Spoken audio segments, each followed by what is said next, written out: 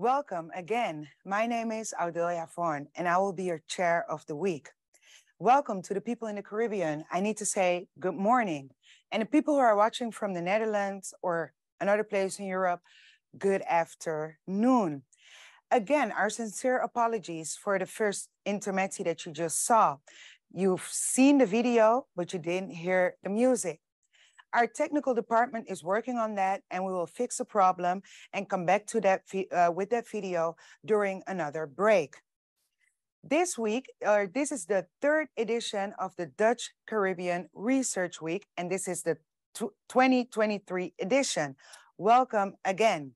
The week is filled with lectures, poster presentations, panel discussions, cultural intermezzi, and networking opportunities. It's a free international conference which will last from Monday. Today is the start, and Friday is the last day. We will be focusing on the connection between researchers based in the Caribbean.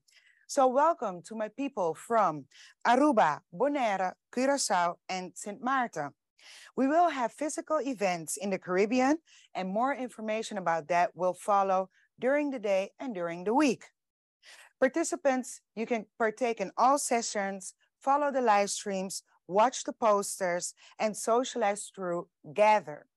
What Gather really is, I will explain later on today. I have already said my name. My name is Audilla.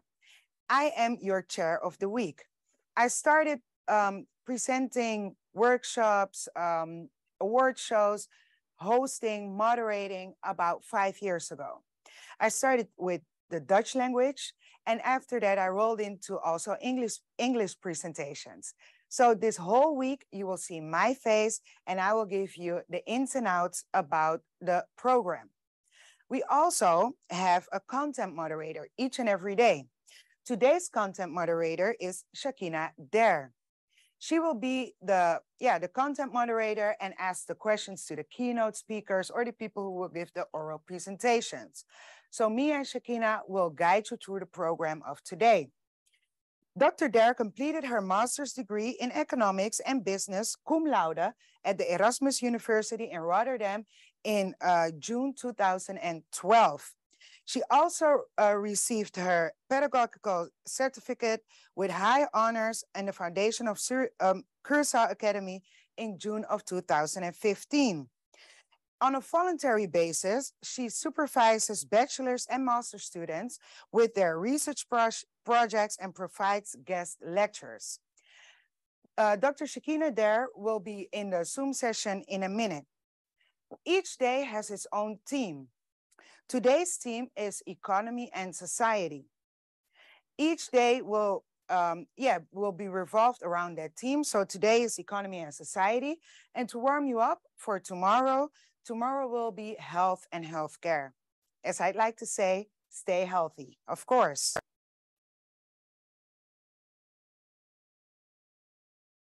Without further ado, I would like to introduce the DCRW 2023 Chair of the Program Committee, and that is Renske Pin.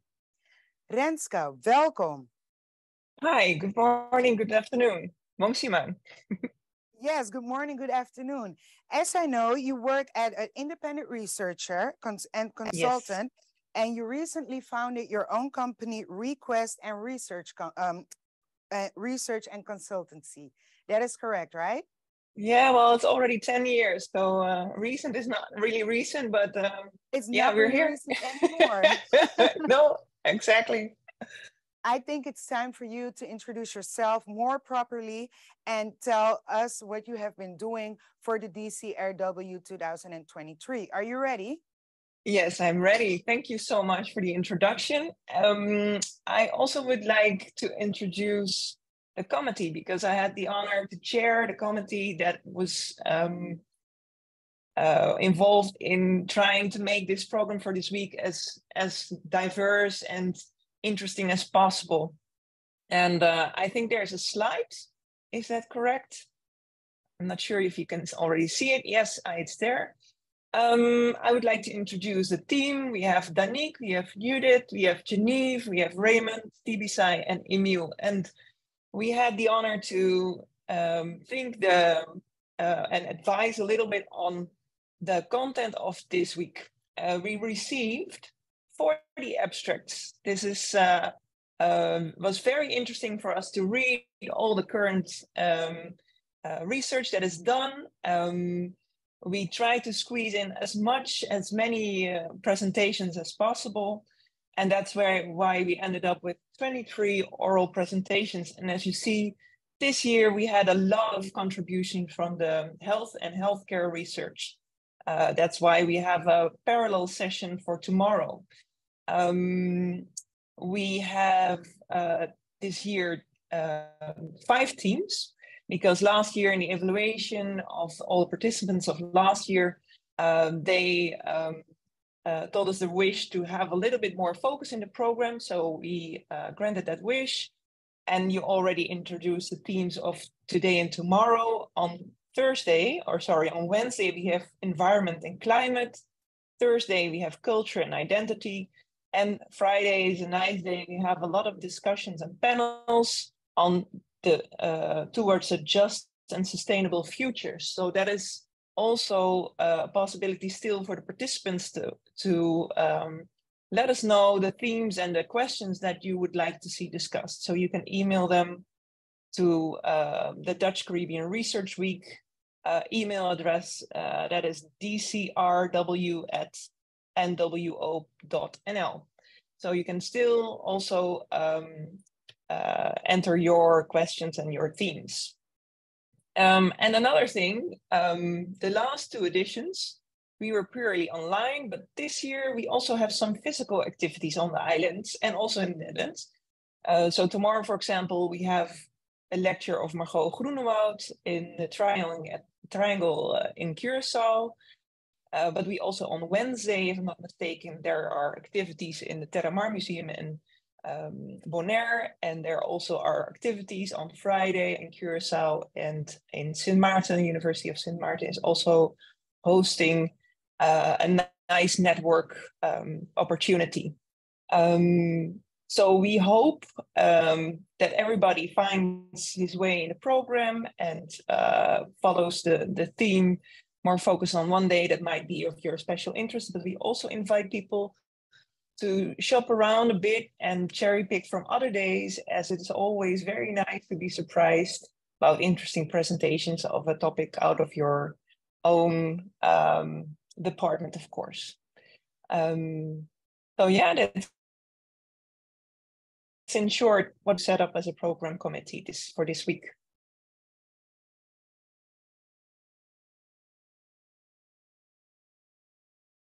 Thank you so much, Renske.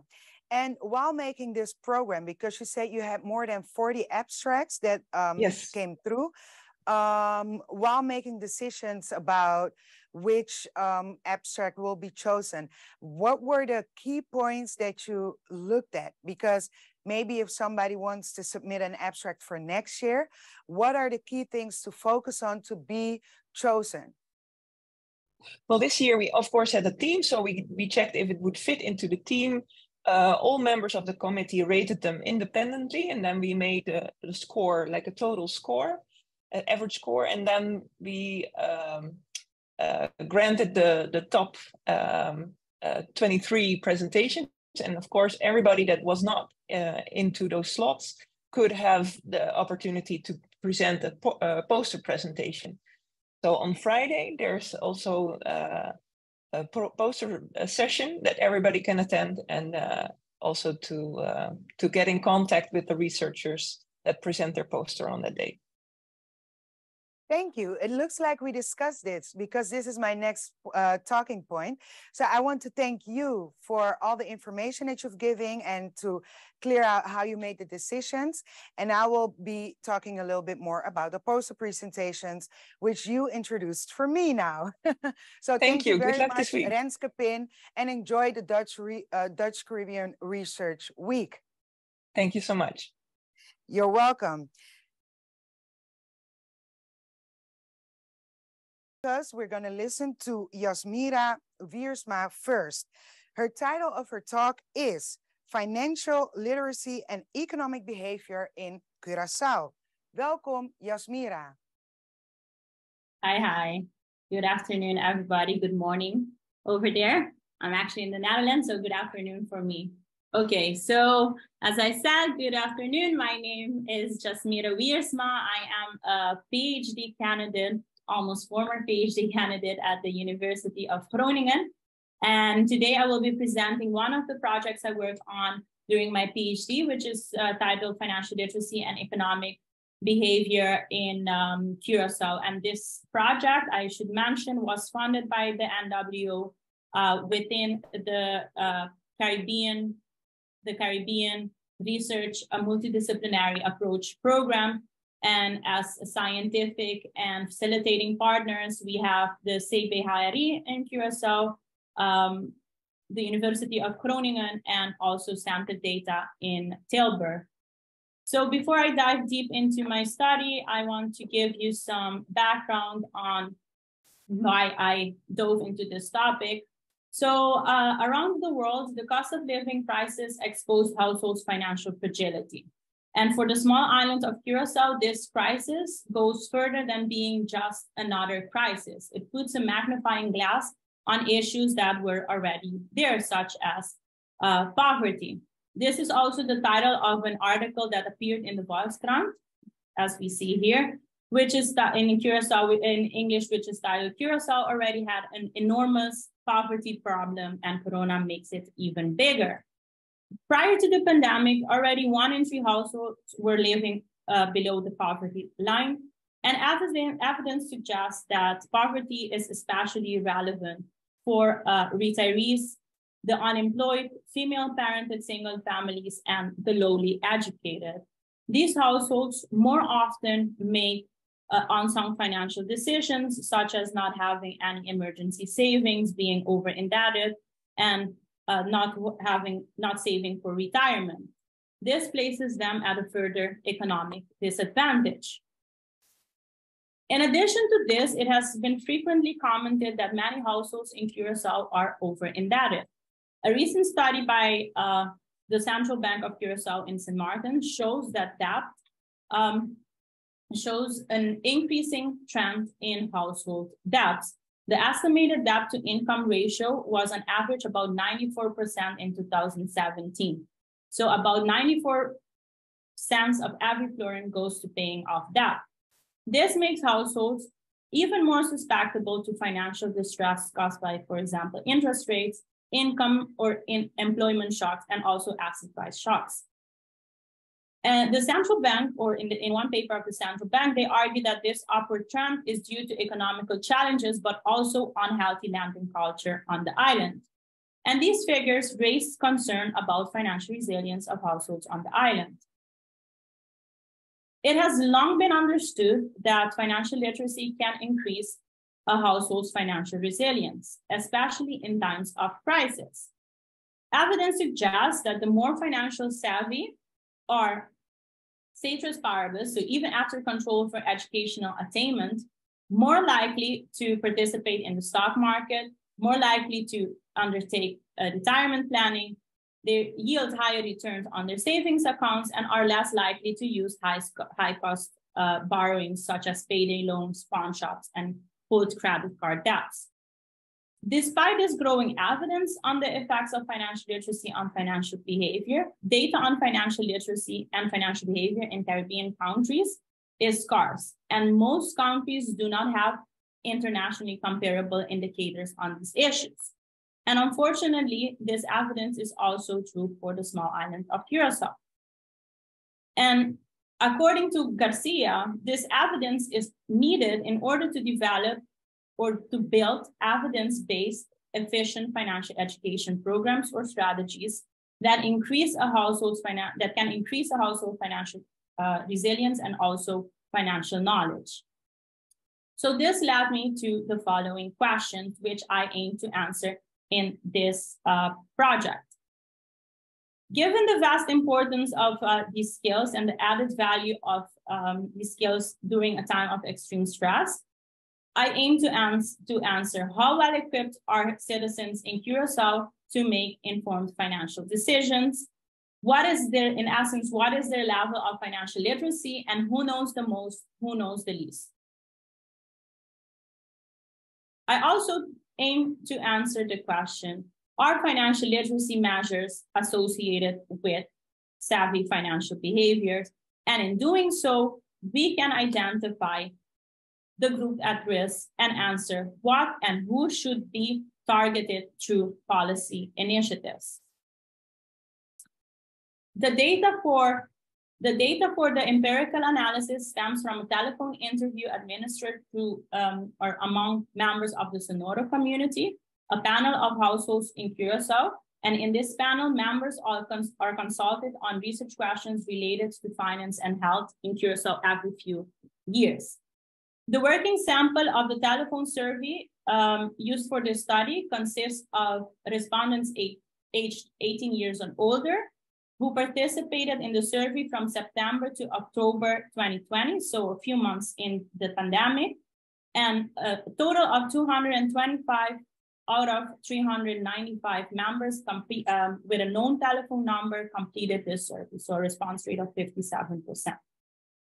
The demographic and socioeconomic data stems from the member recruitment interviews, which were held in 2018 and 2019. And also in another paper, Visit Al observed that the sample is representative of the population in terms of gender, income, and place of birth. Finally, we also held the surveys in all 4 languages spoken on the island, so Papiamento, English, Dutch, and Spanish.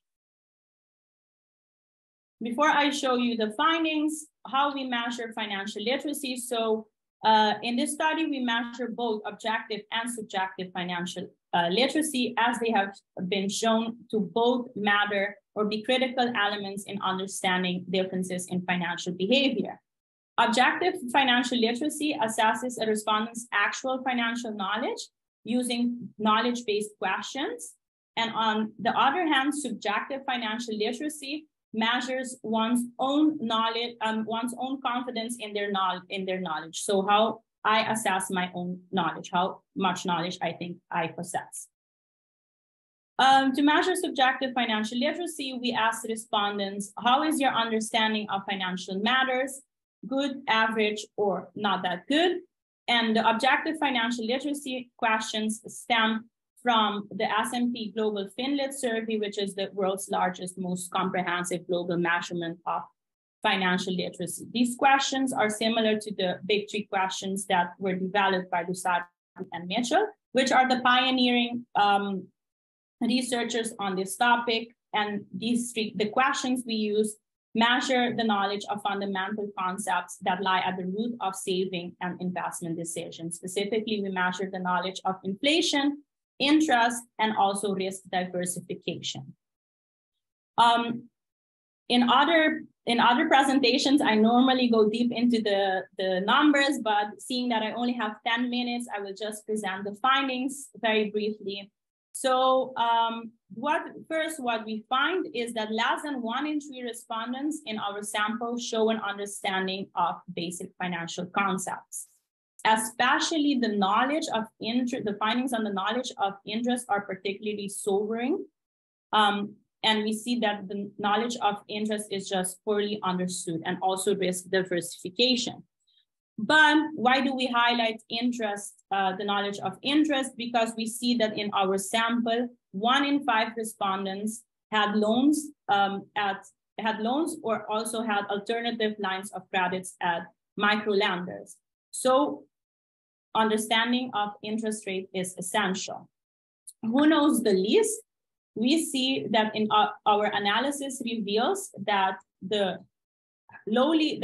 females, the lowly educated, especially those with only elementary education, elders, and low-income individuals score lower on both subjective, so they assess their knowledge as being below average, and also objective financial literacy. So they actually also know less. Noteworthy, what we observe is that regarding the interest question, Those with only elementary educations and females are significantly less literate. And this is concerning as this group is often the target of government programs to expand financial inclusion. And this can easily lead to high debt, mortgage defaults, or insolvency if these people actually don't have the necessary financial skills. Then we also asked respondents about the ownership of financial products. In essence, whether they own any of the following financial products, such as a current account or a savings account, but also how they were behaving financially before the pandemic. So how much trouble they had making ends meet, also their debt holdings, and if they were saving prior to the pandemic. Two things that I want to highlight here is that we see that about 16% of respondents reported having purchased on credit, so using the bond system, on the coupon system on the island, or having a loan at an institution other than the bank. And these institutions were examples of microloan providers, which often give out loans at high interest rates. What are the findings on financial literacy measures being associated with savvy financial behavior? What we see is, again, the importance of interest literacy. While inflation and diversification are also important, we see that interest literacy seems to be the prominent factor in saving and debt decisions. And this significance of interest literacy remains significant even after controlling for education, income, and self-assessed financial literacy. We also see stark differences between those who knows the most and those who knows the least, and also those who assess their financial literacy as good versus below average. So knowledge, income, and confidence in one's own knowledge or one's own ability are equally crucial in financial decision. And finally, also a very important finding here is that although educational attainment is also associated with savvy financial behavior, our analysis revealed that the impact of financial literacy and financial knowledge goes above and beyond that of education. Thus, investing in financial knowledge appears to be a specific type of human capital. We also performed some sensitivity analysis by including extra variables and also a proxy for procrastination, the influence of social networks, and also locus of control. Two interesting findings here is procrastination, as we see that procrastinators are more likely to ask family and friends for loans and less likely to purchase on credit. And the influence of social networks, what we asked respondents, how acceptable it is among their family and friends to overspend. And we see that where overspending is more acceptable, these respondents are more likely to take on risky debts than respondents where overspending is not not acceptable. Despite this, self-assessed financial literacy and also interest literacy remain significant, so they seem to be robust to the inclusion of additional variables. So again, interest literacy or financial literacy seems to be a strong predictor of financial savvy behavior. So based on this, I provide some recommendations. While we find several sources of financial literacy, which can be challenging to address with one plan of action or a one-size-fits-all program, the importance of financial literacy when it comes to financial behavior should be recognized. To ensure that individuals become more financially resilient, policymakers should focus on addressing gaps in financial knowledge. Attention should particularly be placed on the workings of interest. And these one potential promising approach to target these gaps in financial literacy might be to provide financial education programs, and these programs should especially target those most at risk. These programs can also be implemented at different levels so that they reach every level of the population. One thing, given the high dropout rates in Curacao, education should also start as early as possible. And finally, these individual behavior-focused interventions should be complemented by interventions in other areas, such as more regulations, and also interventions that combat poverty, such as job training and social safety net programs, as poverty can significantly hinder financial literacy and good financial behavior. Now, the open questions that remain are: which programs are effective to promote financial literacy and inform financial decision-making? And can we benefit from international best practices, such as the OECD Handbook on Developing Financial Education Programs, the NIBUD organization here in the Netherlands, and also many different education, such as financial education strategies implemented worldwide. Another open question that remains is, given that this study was done during the pandemic, what are the long-term effects of COVID-19 on household finances? How have households since recovered, and how are they doing now? So in a nutshell, in a very brief nutshell, this is my presentation. Are there any questions?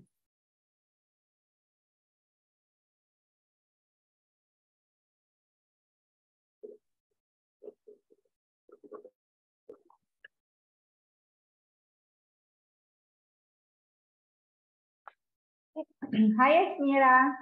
Hi, Shikina. Thank you for your presentation. It was very insightful and very interesting. I'm taking a look here in the chat, but I don't see questions yet. So in the meantime, I will ask you some of my own questions, which have intrigued me quite a lot based on your research. First of all, it's very interesting research, and also the results quite interesting as well. My first question is, what did you experience as let's say the most significant challenge while you were conducting this research, especially given the fact that it's a small island? So what was your biggest challenge?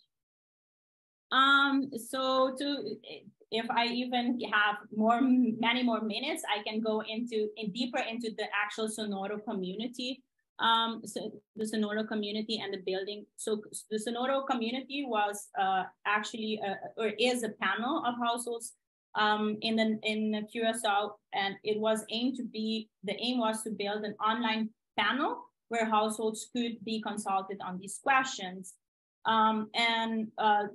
One thing we learned from this panel, so coming back to the main challenge, is that communication through email and service through emails, we are not quite there yet on the islands. So still many households do prefer the face-to-face interviewing. However, in our case, due to the outbreak of the COVID pandemic, we couldn't do that. So we opted to go over to the telephone interviewing. We got a response rate of 57%, which is quite okay, I would say.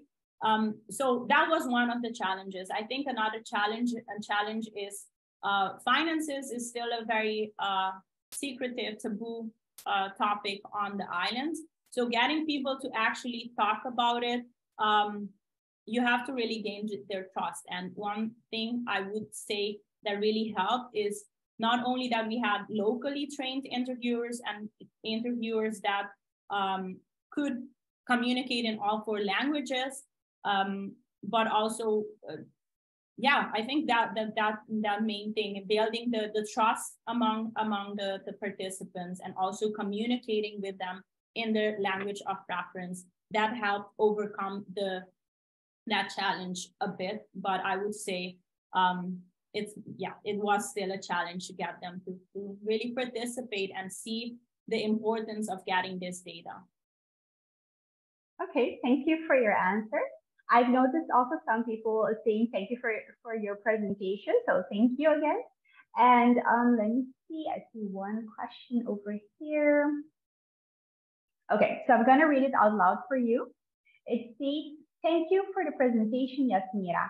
It was really insightful and thought-provoking. I was wondering, however, if and how you are connecting your research to the legacy of colonial extraction, colonial denial of education, and the contemporary austerity measures. An argument could be made that the current poverty is not just a contemporary phenomenon, but the end result of a colonial construction of financial literacy. Yes. So at this point, we did not try to make any connection to the colonial legacy. However, that is still an open question that I did include at the end of this project. Is Curacao is a very complex island with also a lot of history of colonialism. That I do recommend that future research should also place focus on this, as I think it will have a lot of also effect on these findings. However, at this point, we did not try to do that. This was a very, the base measurement, I would say. Okay. Well, thank you very much for your question. And let me see if there are any other questions. No, well then I want to thank you again for your time and also for your insightful presentation. And we will proceed then with the following presenter, Professor Dr. Mimi Scheller. Welcome. The title of her keynote speech is going to be Advancing Sustainable, Inclusive, Equitable Development in the Caribbean. Excellent. Thank you so much. It's such a pleasure to join you all for Dutch Caribbean Week. And I'm going to be picking up actually on the question that was asked by Quincy Garrio at the end of the last presentation. So that was a perfect segue. Thank you for that. My talk is about advancing sustainable, inclusive, equitable development in the Caribbean. And I'm focusing especially on climate justice and the idea of reparations. And I want to begin by situating myself because I'm not an expert on the Dutch Caribbean. In fact, I work on the wider Caribbean region.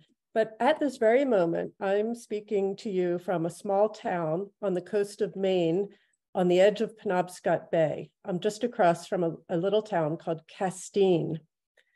You probably know the history of the Dutch governor, Peter Stuyvesant, who surrendered New Amsterdam to the British in 1664, paving the way for the founding of New York City. But in 1673, in the Third Anglo-Dutch War, the Dutch reconquered Manhattan. And the following year, as part of a peace treaty, they traded Manhattan for Dutch Guyana in South America. So what is now Suriname was far more valuable than New York at that time.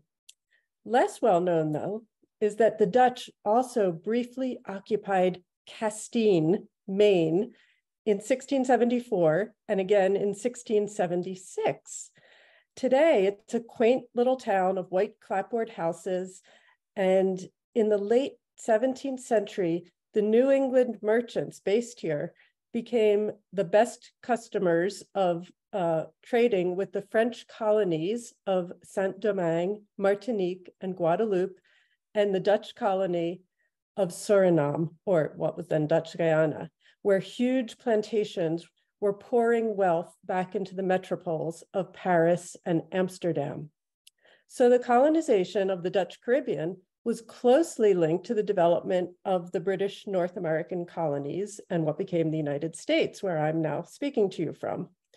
Of course, I think we're all familiar with the triangular trade, the shipbuilding that was required for this slave trade came from the cutting of the forests of New England. The slave plantations of the West Indies relied on the importation of cheap salted cod from the Grand Banks off of New England.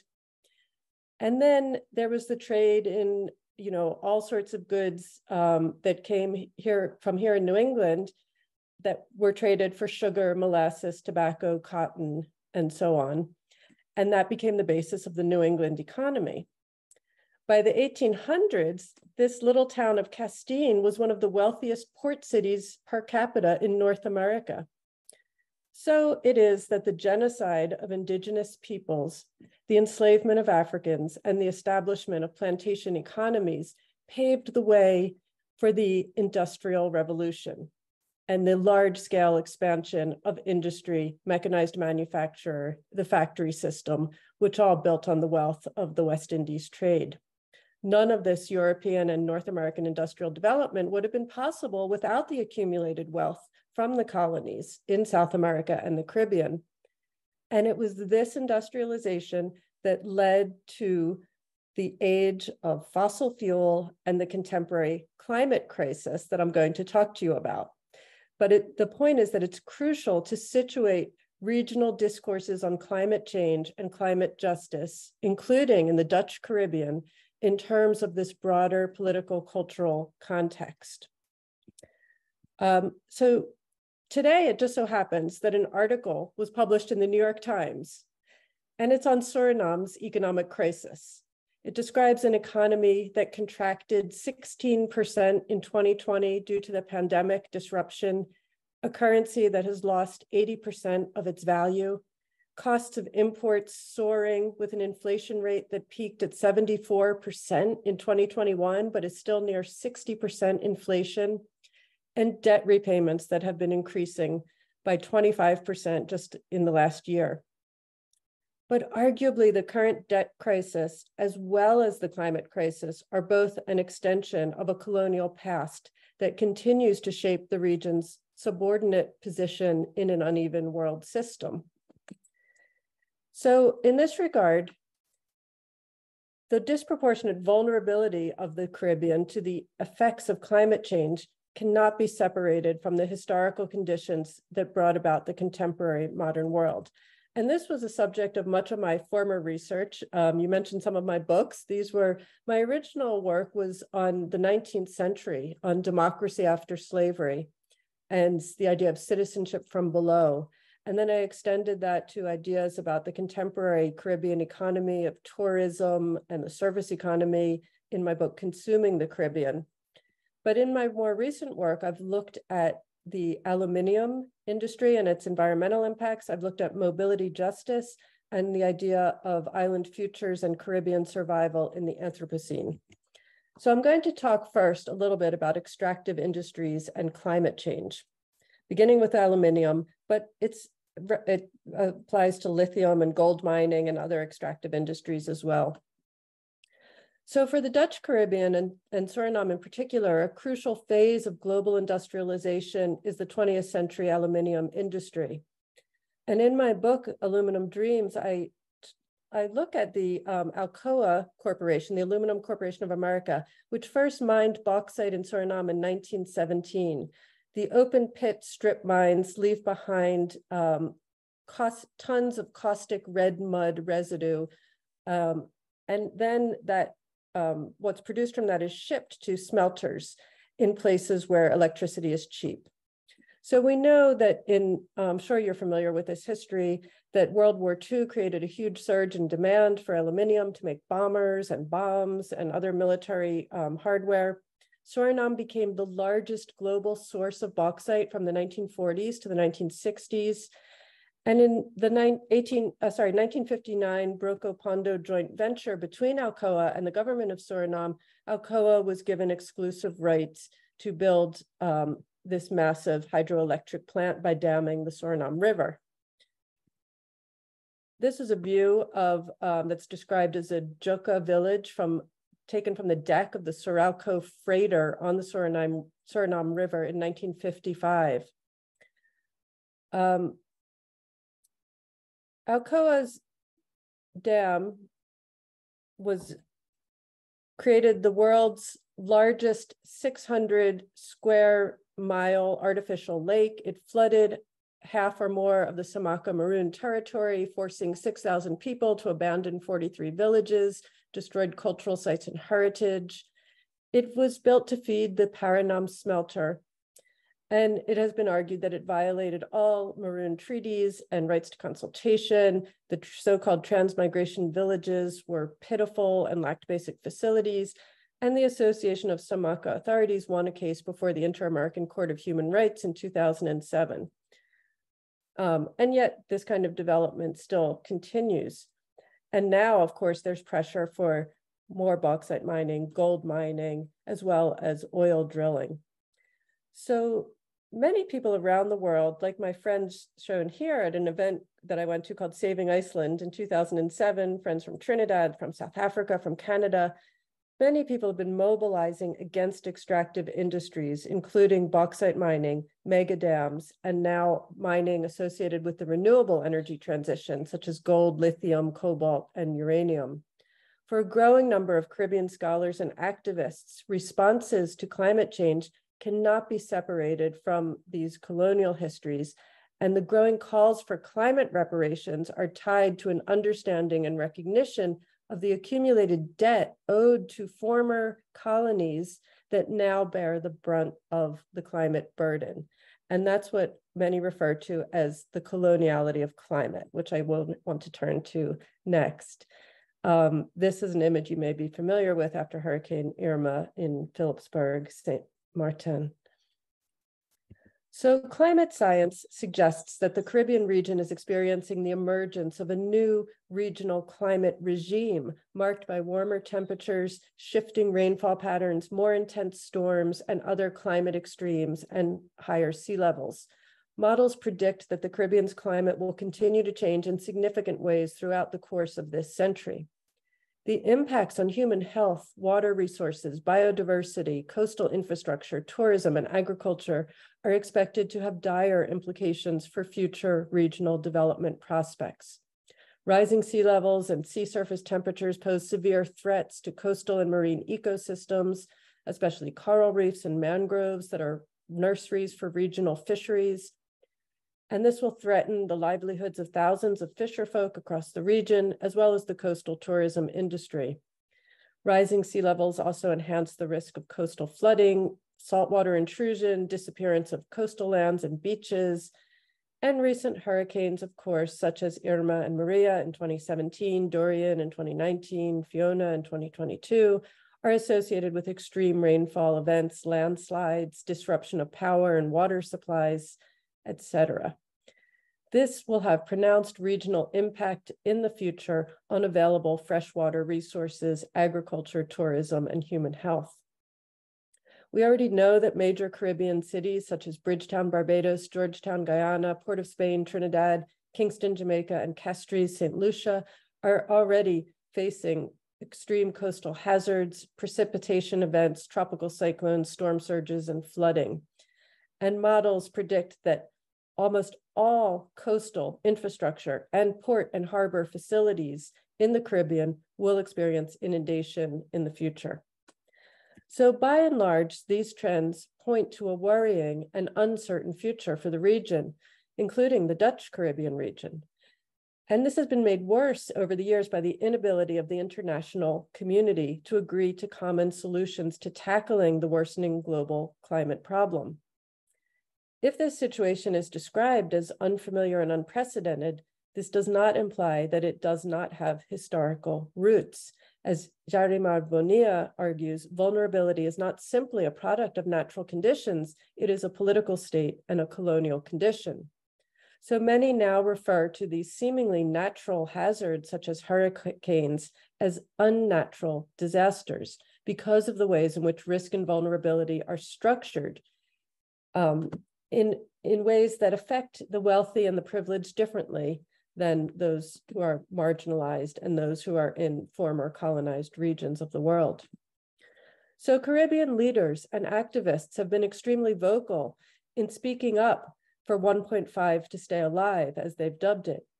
That is, at the UN Conference of Parties meetings, they've worked alongside leaders from other small island developing states and have lobbied for greater global action around climate change.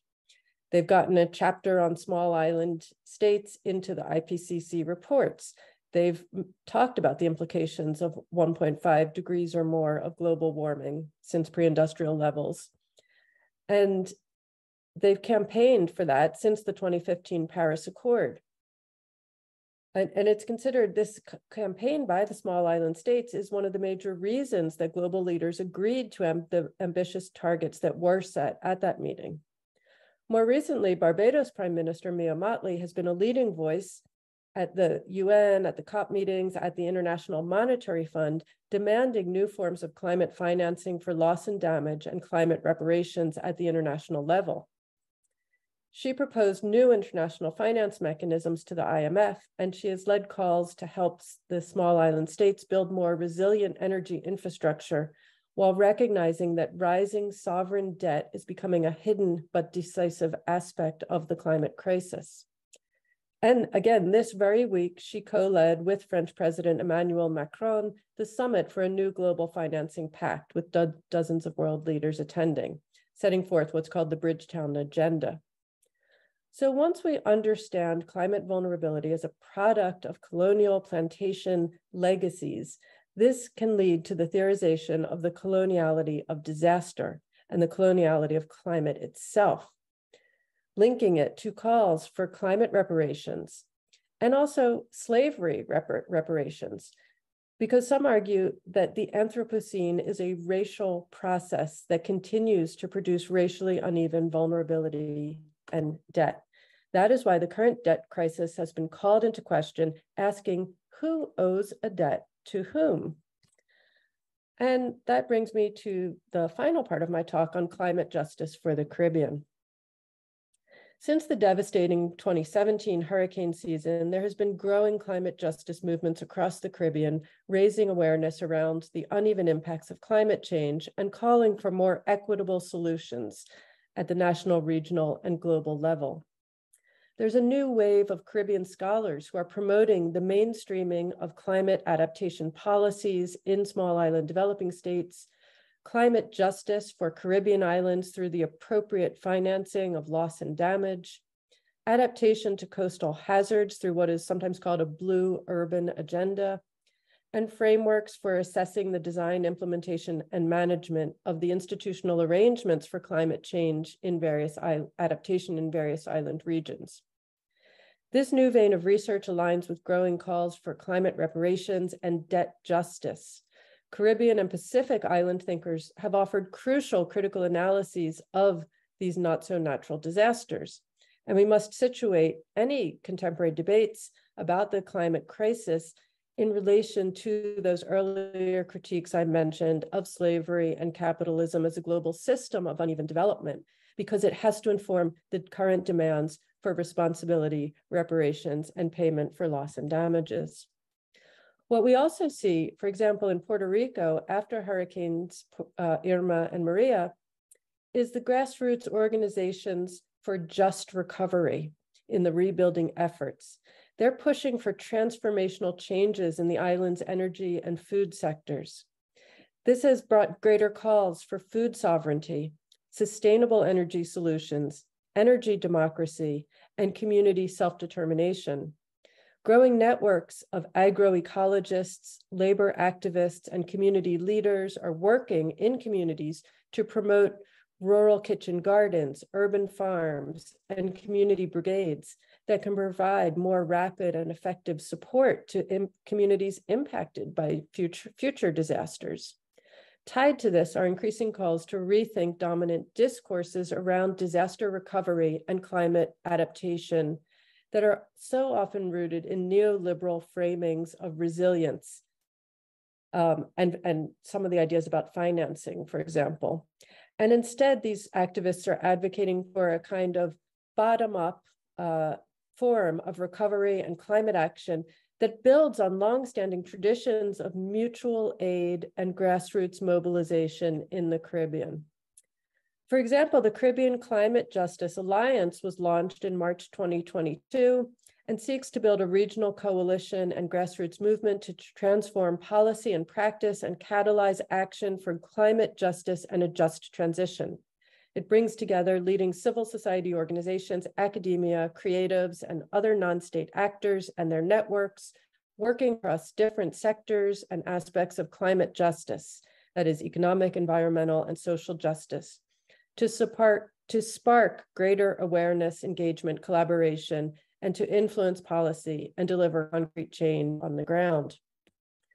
I myself am a co-investigator for a major new fund called from the National Oceanic and Atmospheric Administration's Climate Adaptation Program.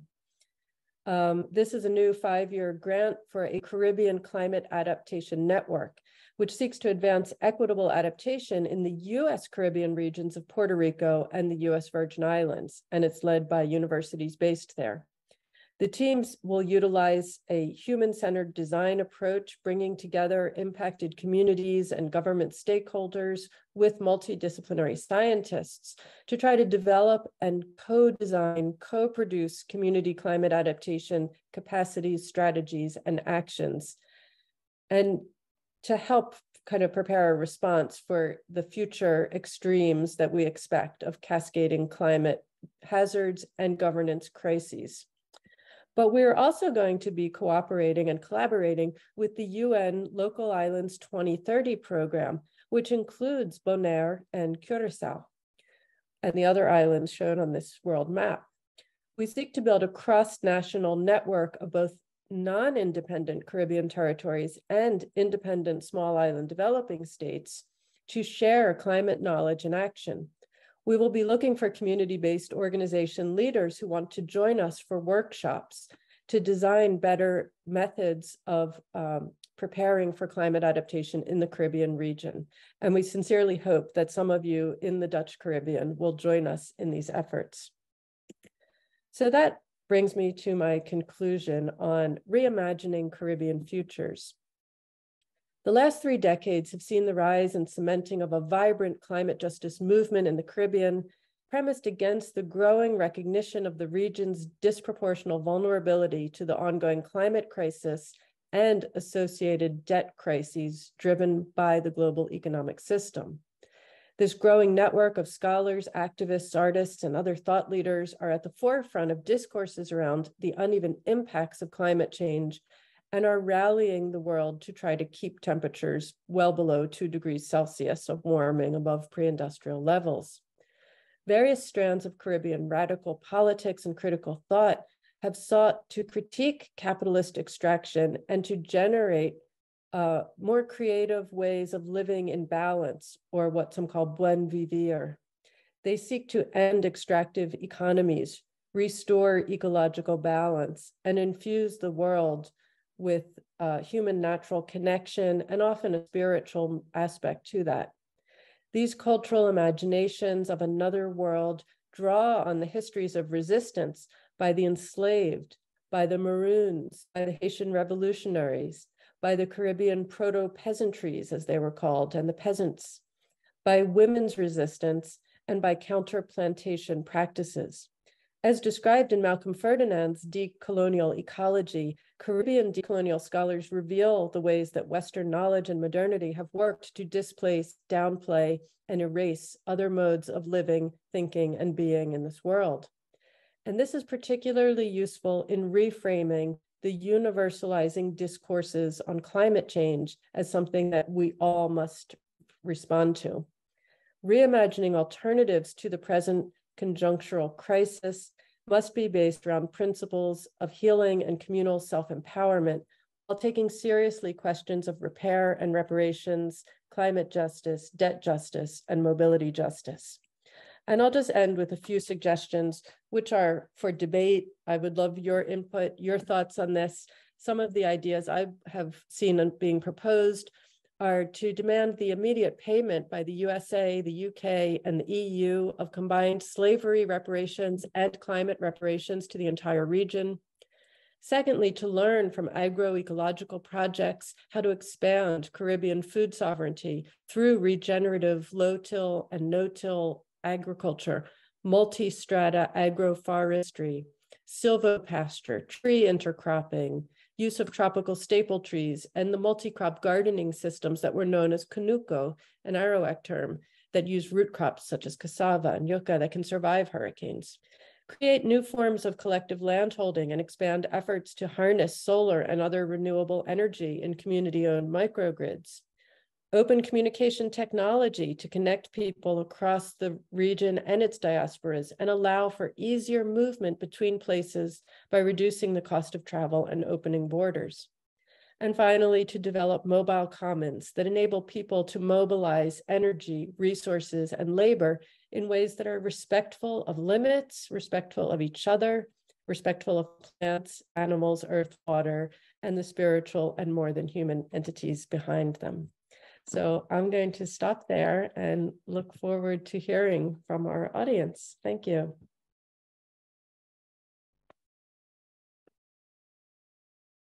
Hi, Professor Dr. Mimi Schaller. Thank you very much for your presentation. I see indeed already that people are incentivized to ask questions. So I see a very long text here. So let me start reading it for you. It states, I would like Dr. Schaller to comment on the possibility of the Dutch monarchy apologizing for its role in slavery in the Caribbean. And what that may mean going forward for some of the Dutch Antilles from a sustainable economic strategy. Thank you for that question. I think it's important for any of the monarchies that still exist and the other large-scale institutions that benefited from slavery to apologize. It's a simple thing to do, and I think many are scared to make that apology because they feel that will put them on the hook for loss and damage payments, right? And so that's been the sort of crux of the resistance to an apology. But there are many ways to make apologies, and there are many ways to make reparations. It's about opening up a space for that conversation and a space for that debate to happen. But of course, that has been a huge problem point, let's say, in contemporary relations. So I do think it is important.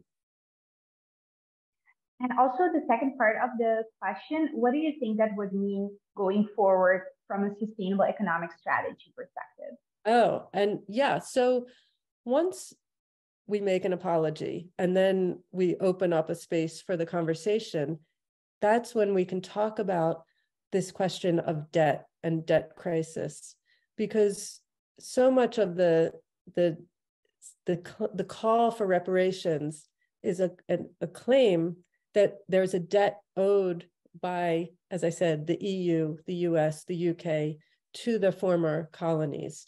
And that debt ought to offset the current sort of IMF-related, structural adjustment-related kinds of debts. So rather than the payment of debt service today to the IMF, or increasingly to Chinese development lenders, instead of that being imposed on the people who are already suffering, there should be a negotiation of that debt being paid off by those who owe the slavery reparations debt and the climate reparations debt. And that should be the starting point for those discussions. Thank you very much. Carol, Tareen, I hope your question has been answered. In any case, if there are any further questions, please feel free to add them in the chat. In the meantime, I will continue also with another question. This is my own question since I work at the central bank. So at the moment, we are also looking into the different climate changes. The research team is doing research on that area. And that brought me to the question of the sheet where you had like the different islands, and Curacao also being one of the islands. Who is currently the contact person that you're going to reach out to? Or has that already been determined, or will that be determined in the future? Or is it open? Or yes, it's open, and we would love to hear from anybody who's interested. So this new funding from NOAA was originally for just the US Caribbean, and it was granted only about 8 months ago.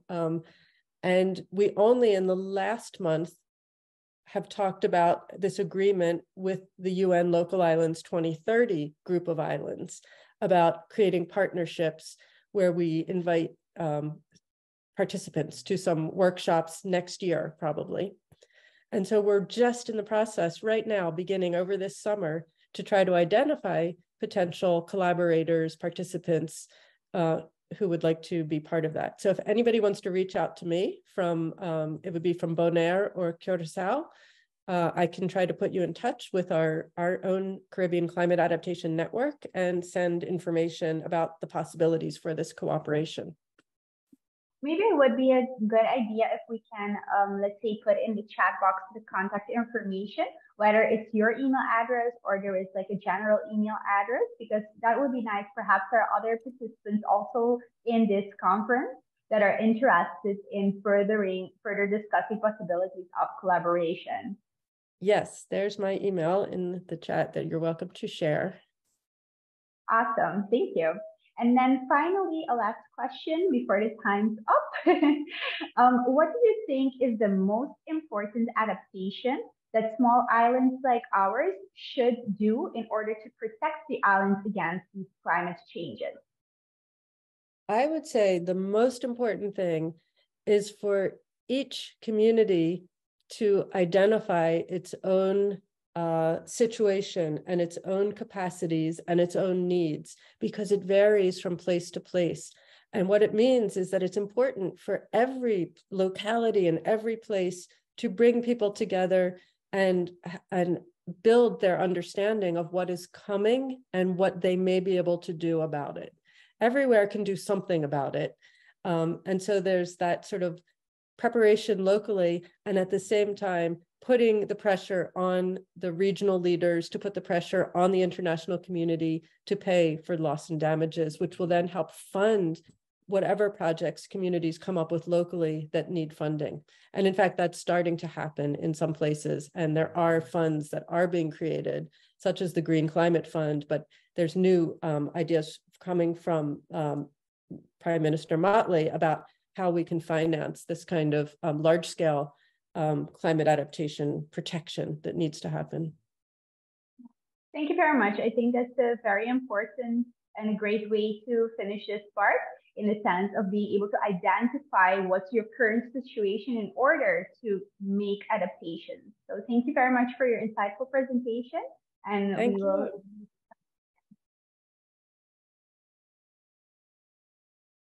Oral presentation given by Eugene, and Shakina will take over from here and also handle the questions afterwards. Enjoy. Eugene, it is time to start.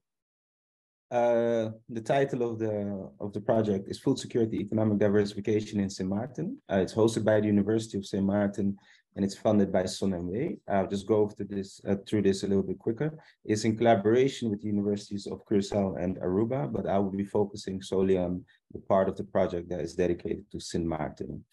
The idea of the project comes from a question that is, what if due to some event, cargo ships don't reach St. Maarten anymore? How will we eat? And it stems from the extreme dependence of St. Maarten on import for food. It's a question that is very much on people's minds, but not a lot of things are in place to kind of deal with that. And while we deal with that particular question, can we also simultaneously diversify the economy through, say, local agricultural development? In this particular project, we actually also employ a lot of research and student assistants, just to also give them the opportunity to get their hands on research and develop those research skills. So this is a picture of our assistants. Most of them are students at the University of St. Maarten. I'll go through it a little bit quicker, just for time's sake. Our conceptual framework, which we use, is developed by the high level panel of experts in food security, and it's adopted by the FAO. And this particular model is quite broad, very generic, but it's a good foundation to start from. What we did is we chopped these up into different categories, and one of them being the contextual factors, the other food systems, and the other food security. just to make it a little bit more manageable, because not all of the aspects would be relevant for us to work with, but it does provide a common language to address this idea of food security, because food security is a very complex concept. It touches upon a lot of different things, and that is not just actual production or distribution of food, but also the food systems, the contextual factors, and so on and so on. So the way we are looking at this particular issue is, well, food security is something you can measure. It is a outcome. And what is it an outcome? Well, it's an outcome of how food systems function and how contextual factors function as well. So we measure food security, but we also look at the functioning of the food systems, and we assess the different contextual factors. This particular framework, before implementing it, we did validate it by making different rounds of interviews, and the outcome was that it's definitely something we can use. So to chop up this particular project into various smaller projects that are manageable, the following things we have been doing. That is some baseline measurements on level food security performance of food systems, identifying relevant contextual factors, and mapping the stakeholders. And from those baseline measurements, we are looking at how can we improve food systems and contextual factors, and by improving those, also improve food security on the island. We are collaborating with the government of Sint Maarten. We're also collaborating with other stakeholders, but the list is quite long, so I just focus on this one here. And in terms of methods, what we're doing is we apply survey questionnaires and interviews, which we contextualize to the specific context of Sint Maarten because it has a unique properties. We apply participatory action research, where we collaborate with local farmers to see, what is feasible in terms of agribusiness, different business models, also looking at sustainability, economically, socially, and environmentally. And we also organize different various expert meetings to mostly look at the contextual factors such as policies, programs, and so on. The idea is for everything to come together in what we labeled a sustainable economic analysis, and integrating everything into what you might call a cost-benefit analysis for agricultural development on the island. Yes, looking at the time, I'll continue. In terms of measuring, we are looking at benchmarks for food security, just get an idea of where do we stand. And the food systems and contextual factors, we look at the different types of sustainability. And our approach generally is a structure conduct performance approach, where we try to assess how the food systems are functioning by looking at different players and how they are motivated to behave themselves. To simplify, let's say in the food systems, profit is the only driver. It will perform in a certain way and it will have a certain outcome. So we would just want to know what is going on. Also because in Sint Maarten, a lot of things are not clear yet. So we have to map out a lot of things to just get an idea as a baseline to continue further and try to improve. And then where we are at the moment is we're finalizing the data collection. So we're finalizing conducting the surveys, mapping the stakeholders. We're holding expert meetings. We have a few of them this week, actually, to kind of sort out what is going on from different angles so we get an integral idea. And we are visiting the farmers as we speak to map out their practices ecologically, economically, and so on. And we hope to conclude that in a few months and then start reporting. So very exciting times ahead. And this was the presentation. Thank you. Eugene, thank you very much for your presentation. Very interesting, yeah. Especially also since I'm from Curacao, so also a small island related to those types of discussions. since we are also an import country. So thank you very much for your presentation. I have a question in terms of the expert meeting. So far, based on the meetings that you have encountered, what was the most interesting idea or interesting information that you got that you didn't expect? Like, was there something unexpected that you experienced so far? Oh, there's an entire list of unexpected things. Yeah, it's hard to answer because we're doing a lot of things at the same time. I am surprised by the different things I heard earlier of the willingness of people to really come up with solutions. When you work here, there's a lot of sounds on saying, oh, people like the status quo, they don't want to change. And I disagree. I think a lot of people have that energy, have that motivation. I think it's just difficult to sort out how. There's a lot of different angles to the same problem, a lot of different ideas, and it's very fragmented, and it's very difficult to gauge, to get a good idea of what is going on and what do we need to do. But the motivation is definitely there, and we're sorting out different things to make the picture clearer to actually spring into action. Thank you. Based on the literature, let's say probably, oh wait, I was gonna ask another question, but I see a question popping up in the chat box. So let me go to that one first. Yeah. The question is the following. It states, Eugene, how is gender being considered as a potential contextual factor? I see. Well, it's not as easy to include. We are very much in a baseline kind of level, looking at everything that is going on. So it is something that we need to look in more in depth in that sense. So yeah, it is part of the approach, but probably not as explicit as it could have been. It is definitely a factor on the island if we look at the decision makers and the different dynamics going on, but we still need to kind of operationalize it concretely. Okay.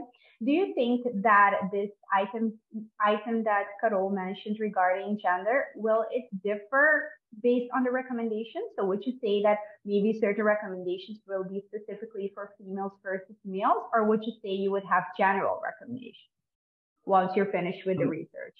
Yeah, we will start with general recommendations first, but we will take into account different groups, and that is not just gender, it's also socioeconomic status and so on, because if you look at food security, it disproportionately affects different groups. So we take those different groups into account quite seriously. So not just gender, but we go beyond that.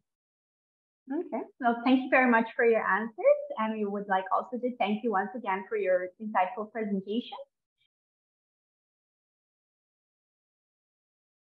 And we will continue then with Francisca Grommé with her presentation, which is titled Fostering Digital Citizenship Across the Caribbean and European Netherlands. Hello. Welcome, Francisca. Hi, can you hear me all right?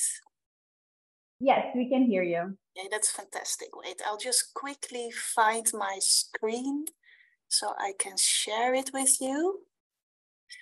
First of all, thank you for having me here. It's really great, and I think you all do such a good job at making this work across continents. Now I'm finding the right buttons. Yes.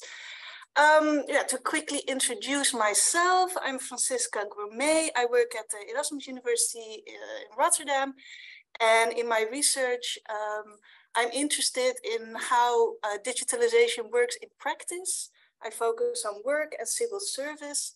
And what I do for a big part of my work is that I do qualitative research. So I interview and observe people and how they actually make data and make digital systems. Now, and why is this relevant? Because it seems quite far off sometimes and quite abstract. It's relevant how we get measured and known by the state for, you know, how funding is distributed, how welfare is distributed, and so on.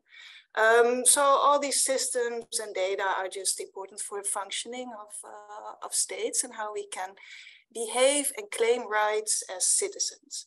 And recently, well, maybe one example is, of course, the benefits affair scandal is one of the extreme examples of how this matters, but there are also less extreme examples.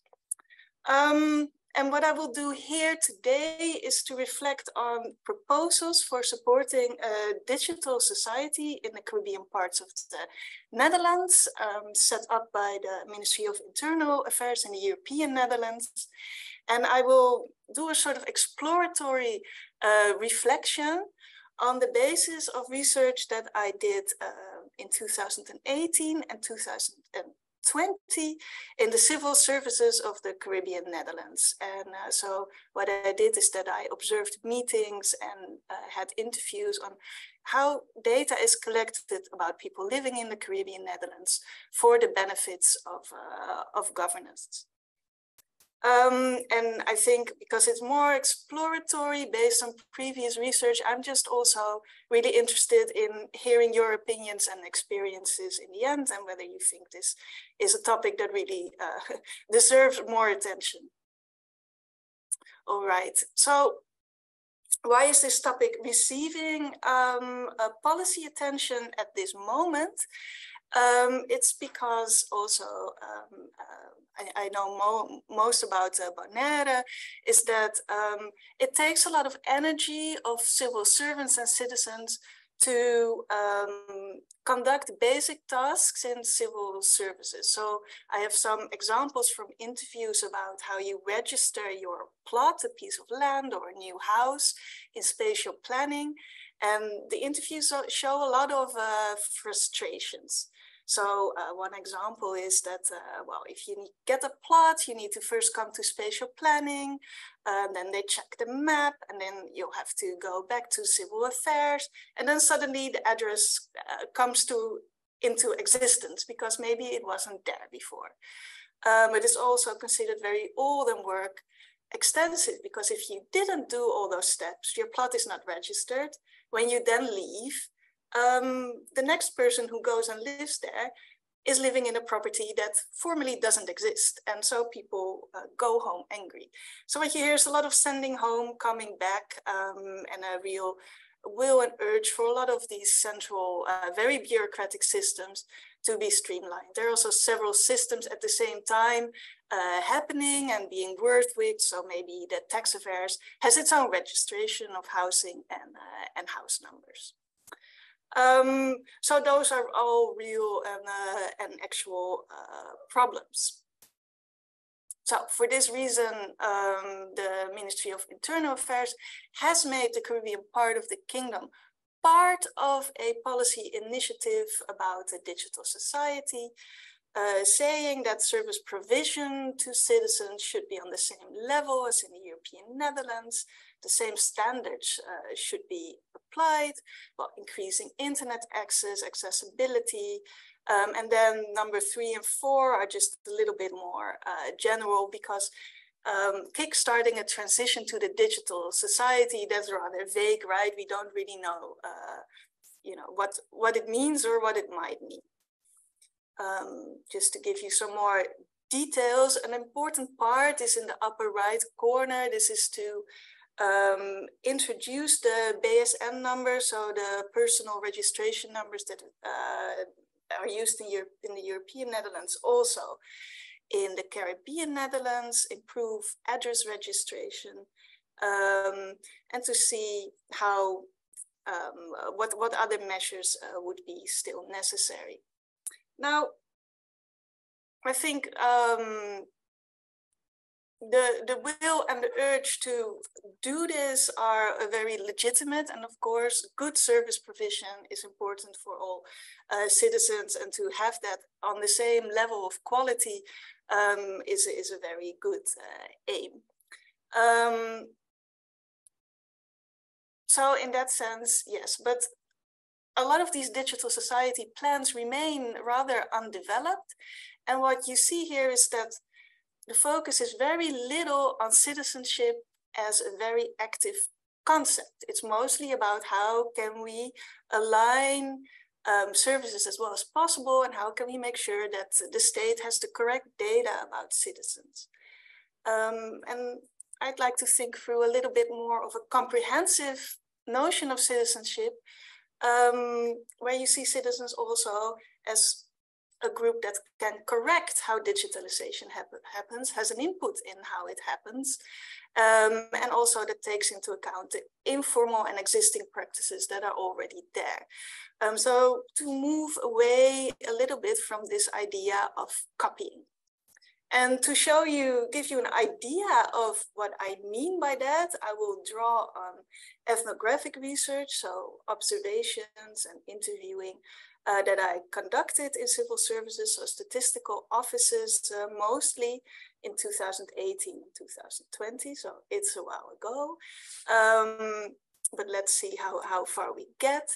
And yeah, it means that I'm going to try to take you along in this rather bureaucratic world, but as we see, it's also a very social and socially determined world. So this is a little bit of a background. What I'm aiming at is how can we sort of support that citizens do not only give their data to the state, but also how we acknowledge that citizens can claim their own rights about how their lives are being configured. So it's not only about obedience and being appropriate citizens that give all their data to the state, but also maybe the other way around. And I'll go through, I'll keep it at 2 examples, keeping the time into account. I'll go through 2 examples of things that I saw and witnessed when I was doing my research. So, of course, since 2010, there are a lot more people that were born and raised in the European Netherlands moved to Bonaire. And this raised a discussion about who and what is a Bonairean and how do Bonaireans come back in the statistics. This is, of course, interesting because most of the statistics are based on the country where you were born, and an island is not a country. So it kind of gets lost in the statistics. And you saw this back in actually Facebook conversation where citizens started interacting with the Office for Statistics and saying, well, you know, we're being grouped together with everyone from South and Central Americans. This is not how you can see who a Bonairean is or what it is. And it really became an ongoing a discussion, but also a discussion in which the Office for Statistics was really informed through its interaction with citizens on Facebook, of all places. Of course, this was a conversation that took place several sites. But in the end, what happened is that statistics about not only country of birth, but also island of birth became published. So I'm putting this forward of one example in which you see that when you think about copying digital systems, information systems to one place to the other, if they do not always fit into their local circumstances. And in this case, an example of digital citizenship was really citizens and local public service trying to change the system to increase visibility and categories that were appropriate to the context in state publications. So that was the first example. The second example is about another very bureaucratic topic. I realize that. And it's about the PIVA registration system, so the BRP system in the European Netherlands. It's just a civil registration system where you're registered when you have a child that is born, you go there and then you become part of the local registration. there's an ongoing discussion about the quality of the PIFA version in the Caribbean Netherlands, whether the addresses that are registered are really correct, whether they really represent where people live. And where people live is always very important for governments because it's really a keystone to who lives in your territory and what services can we provide to them. For the European Netherlands, to include the BSN numbers in there is really about improving in what is in their view the quality in terms of the timeliness, to have a system that always adequately represents who lives where, which seems logical, but when you talk about local holders of the PIFA system, they say, well, really, it's maybe something different. We see it a little bit differently because timeliness is not the same as quality for them.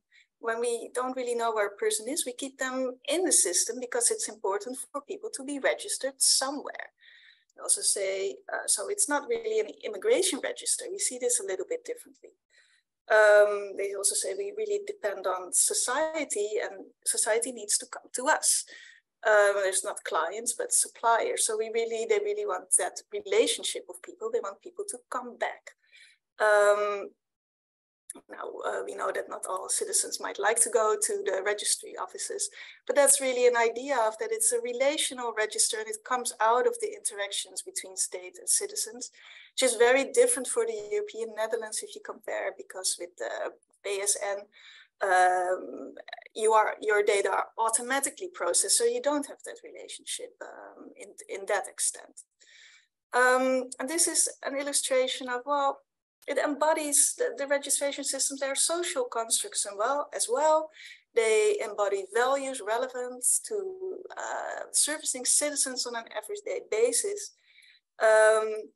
And a concern is also that you see in the values and the idea that this is not always a timely system, that it's not a system for keeping track of migration and immigration. Because where you're registered, even if it's not exactly correct, is relevant for maintaining your everyday livelihood. It's not always about a very rigid application of the rules. These kinds of insights are also reflect that maybe to implement rigid information systems and structures, it also depends a little bit on where you do it and what the scale of a society is and how much leniency you need, and also what the living circumstances of people are and what their relationship to the state is. So this is to make the point that, you know, this study of very mundane and maybe boring to you, I don't know, bureaucratic practices show that there are existing sensitivities that are at this point part of maintaining digital and non-digital state infrastructures. And they contain more subtle forms of digital citizenships that go beyond showing, handing over your data to the state, for instance, changing categories and going to a registry office and showing who you are. So I suppose the take-home message so far is that, you know, you can improve digital access, but also take seriously what's happening now, rather than just copy existing infrastructures. Do not only benefit data collection for central government, because that's also what you need to wonder, who is this really for and who does it benefit? But pay attention to scale, identities that are not always state-oriented. What is the nature of current public service provision, and is it worth for citizens to really register in terms of that? And also the role of private actors, platforms and contractors. Those are important things to take into account if you really want to build a more inclusive and interactive digitalization agenda. All right, I'm going to stop here and open the floor for questions. And I'm really just interested in whether you recognize some of these themes, whether you see it as relevant to everyday living circumstances or governance. maybe your first responses to this. Thank you very much. Sorry. Thank you very much for your presentation, Francisca Grommé.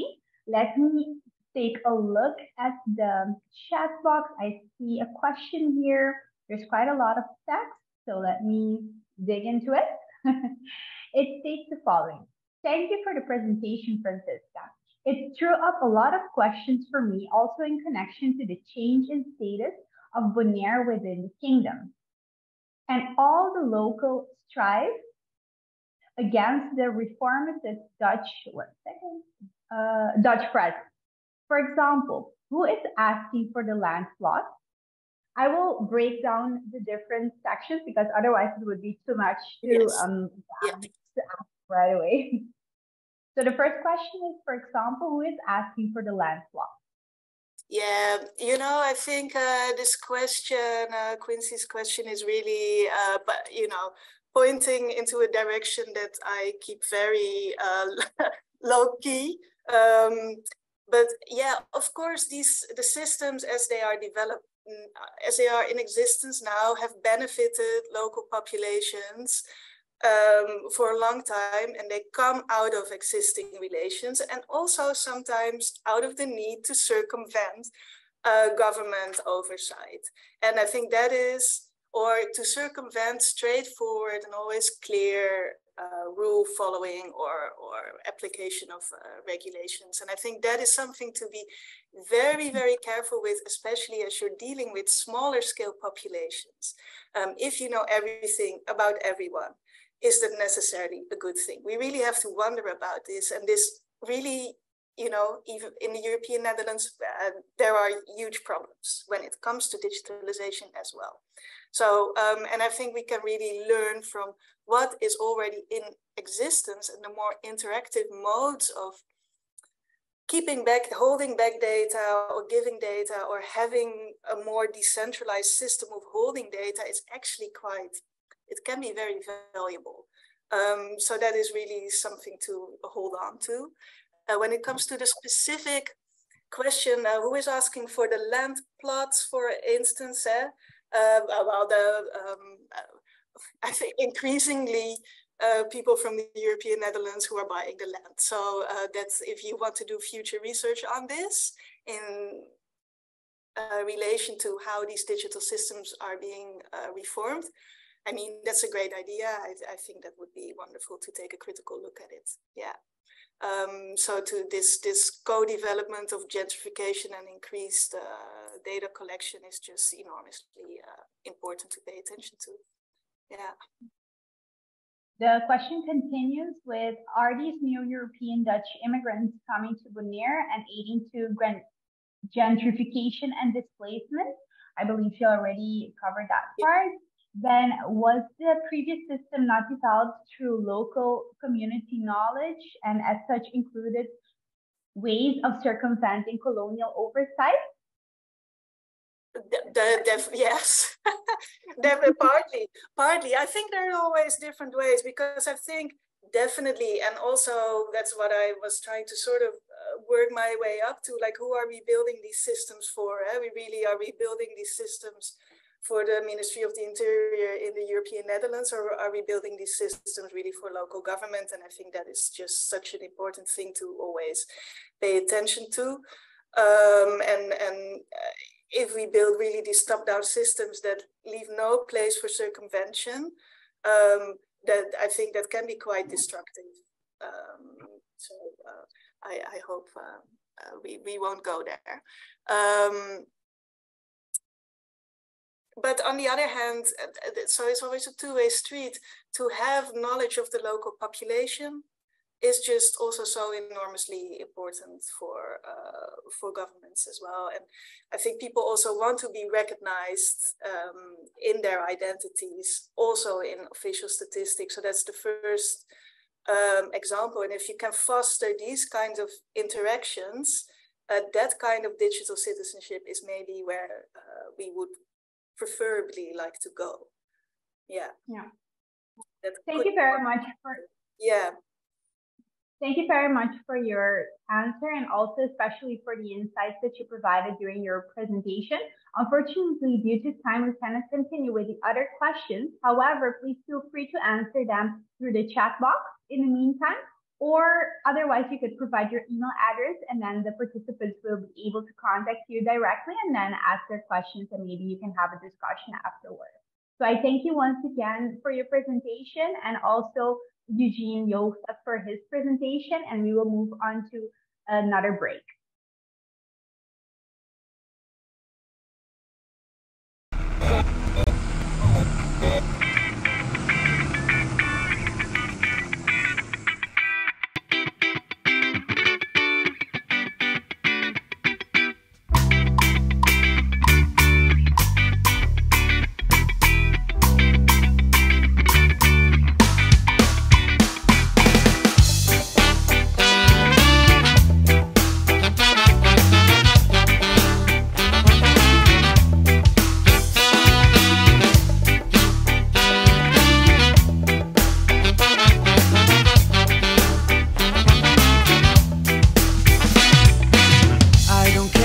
They say, or the lies they replay.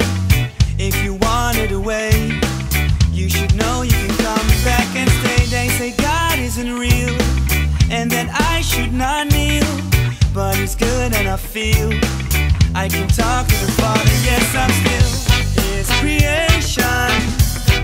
He wants you to just chill with good vibrations, to remind you that He's real. You're His creation.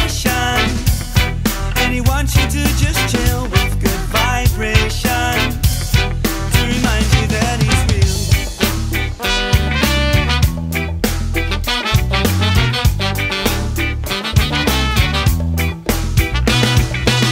I don't care what you see, 'cause you can't convince me. Rather busy or free, we are all just a place. I hope you see if it's work or it's play, and you wandered away, but you wanted to stay. You can talk to the Father. Yes, I pray.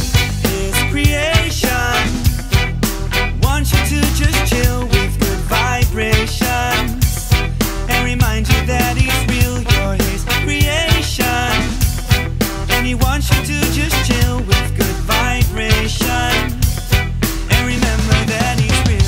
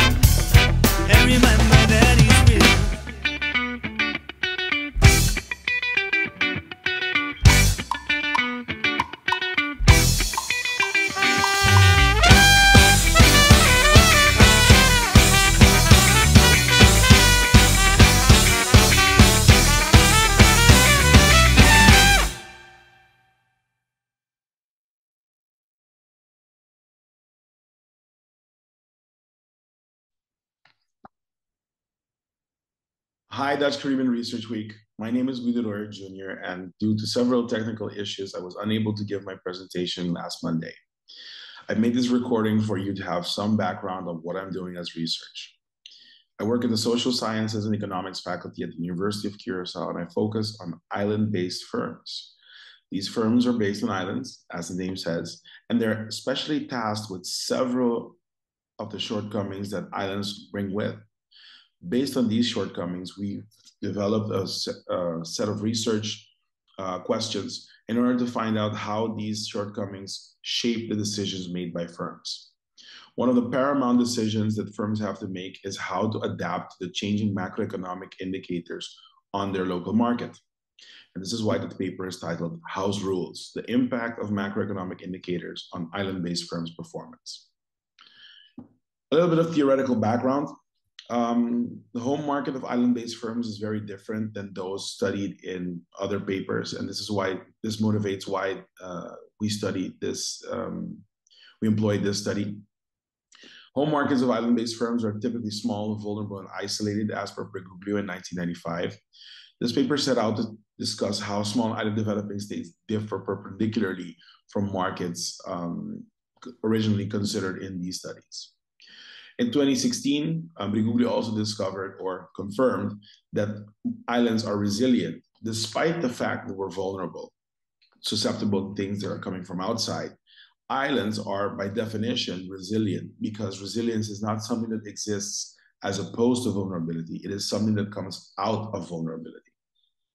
This means that local markets, they experience a lot of external shock.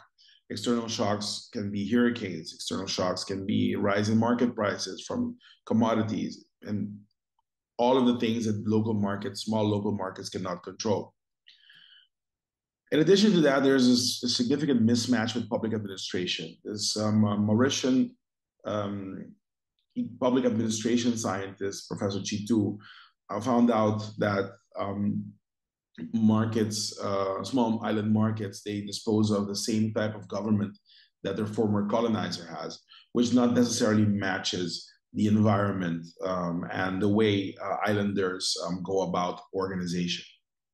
This means that they're doing a disservice to firms because they do not understand the particularities of how home markets are influencing firm performance. In addition, a Jamaican economist, Professor Minto Koy, came about with the misalignment of government response to the needs of firms. Because obviously, if you're misaligned in general, specifically to firms, there's an additional misalignment because we do not understand businesses that are not particularly industrialized, because those are the ones that have been particularly studied. They're also under-equipped to power performance. Mohan in 2018 came with a paper where she studied how island economies, particularly in the Caribbean, are trying to diversify away from tourism, away from all the traditional industries in order to become more sustainable. And she noticed that while they were relatively successful, it's not as easy as it seems. And it is quite unlikely that economies will be able to develop with the current toolkit. Briguglio, again, in a paper in 2022, came with that all that is home market is heavily influenced by public spheres. Why? Because island, by definition, have a lot of market failures. So governments need to be able to respond to these market failures in service of their communities, which adds to levels of complexity. So if you have a mismatch with public administration and your response is misaligned and you are designed to solve these problems, you can see that it becomes more complex to operate in the home market. And then finally, a paper that really made this true, because every time we present work on small islands and island-based firms, they tell us, yeah, well, who cares? Why would we care? So Arikan and Schenker are two business scientists, and they specifically pointed out that small islands have a lot of opportunity to inform scholarship, specifically because they're underrepresented in the areas of international business and economics. They're small, they're natural experiments because they have open economies, and you can really measure the impact of something that is coming from outside on the operations of the firm. So with these, armed with these tools, we set out our investigation. So what is the research question? To what extent do macroeconomic indicators of the home market influence performance of the island-based firm? And we look specifically at unemployment, GDP growth, interest rate, inflation, and trade openness. Trade openness is measured as the trade component divided by the GDP. So you get an index to what extent the island market is open, which reflects how susceptible they could be to external shocks. Inflation, I think that's self-explanatory. The interest rates set out by the market regulators. GDP growth, also quite self-explanatory, and unemployment. Specifically, unemployment at the level of the country. We've been advised to look also at youth unemployment because that's a bit better indicator for islands. It will be taken up in the next iteration of the study. And then we control for family firms, international firms, and firm size. Why? Family firms have been confirmed to look beyond financial indicators, which means they might be more sustainable in operating given the market conditions. International firms, obviously, because they have access to other markets, so it might mean that they can withstand certain shocks. We don't have data on which markets they're exposed to. That is in another iteration of the paper.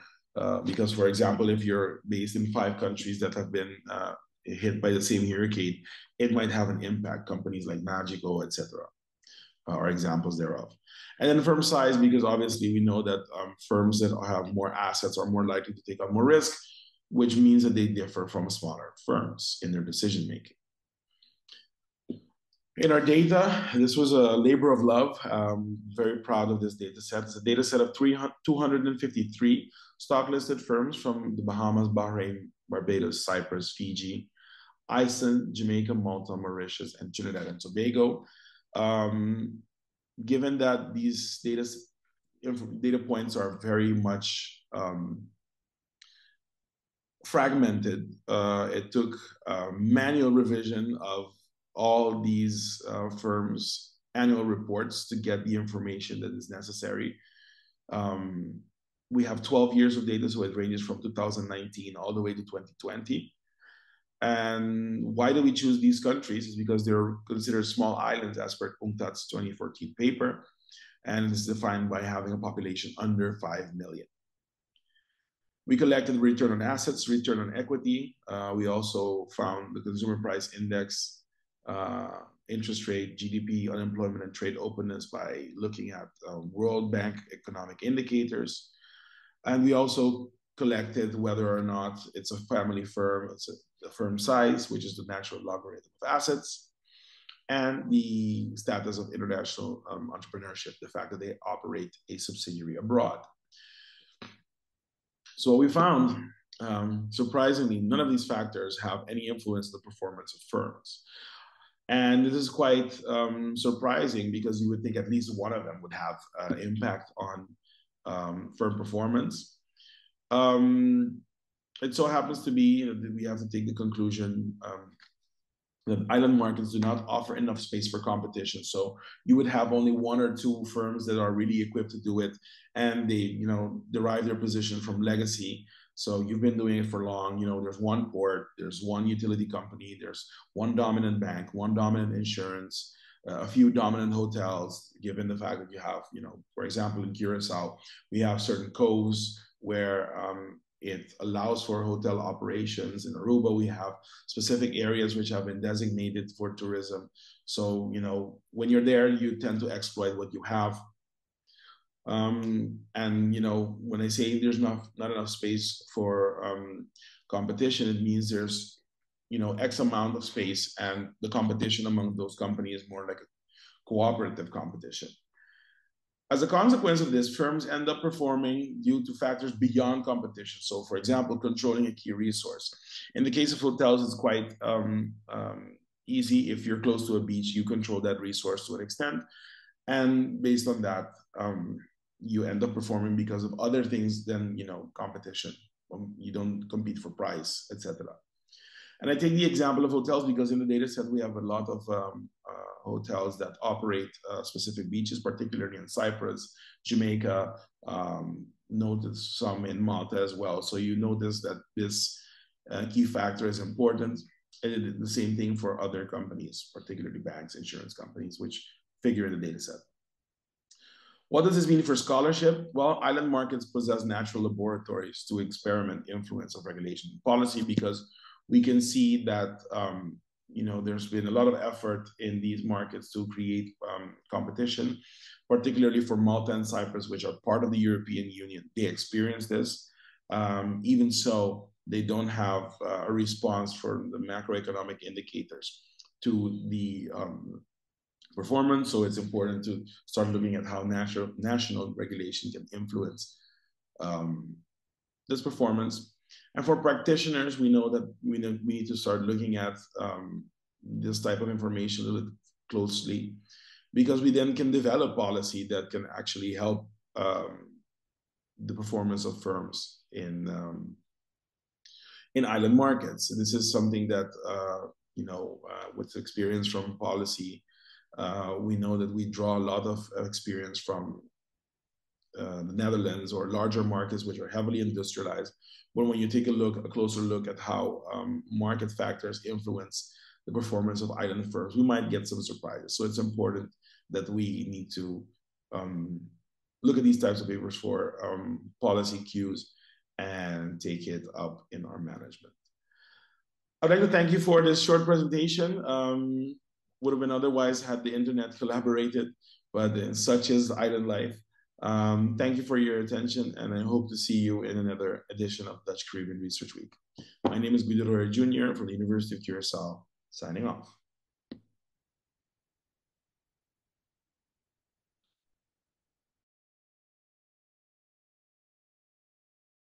This session, we have come to an end of the first day of the Dutch Caribbean Research Week 2023. And I want to thank a lot of people as well. First of all, I want to thank Shakina Der, who was the content moderator. Next, I want to thank Dr. Mimi Scheller, who was our keynote speaker today.